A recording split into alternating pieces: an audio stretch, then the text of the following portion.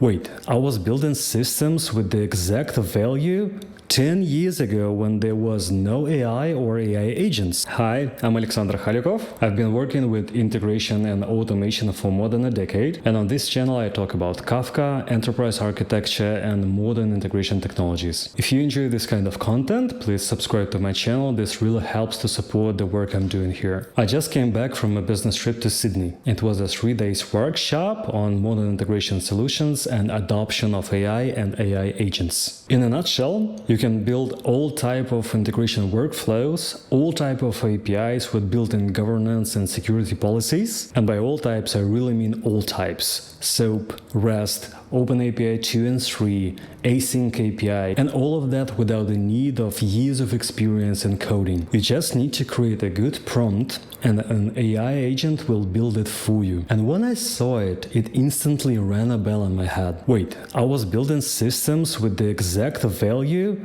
10 years ago when there was no AI or AI agents. 10 years ago I was a developer in Alpha Insurance. It is a huge insurance company in Russia. Most of my code was in Java, but I was building systems that provide an ability to build all types of insurance products by what we call these days citizen developers. Citizen developers are people who don't know how to code, but they know the business logic of how to build an insurance product. They were kinda coding, but it wasn't in Java, Python or C. It was in Russian. Yes, they were coding in their natural language, just like if they would ask an AI agent to build something for them these days. This was a verbalization of Java method and classes that I developed in Java in the backend that would allow citizen developers to build insurance product, let's say for a car or maybe a loan insurance, in their natural language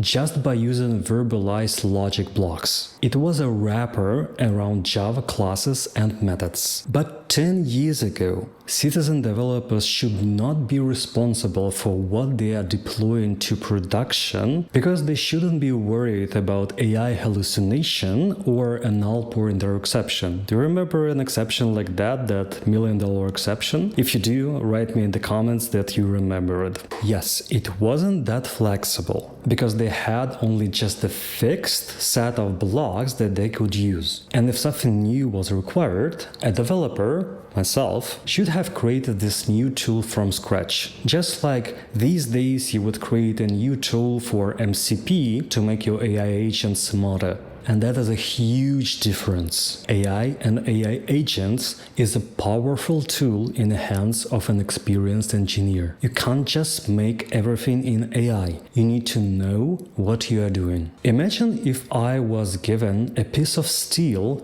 an anvil and a hammer. I would make something with it, but I would be light years away from what an experienced blacksmith could do with it. And if you want to know how to improve integration in your enterprise, connect with me and we can schedule a consultation call. Thank you very much. Please subscribe to my channel, give a like to this video and write a comment of how you're using AI agents.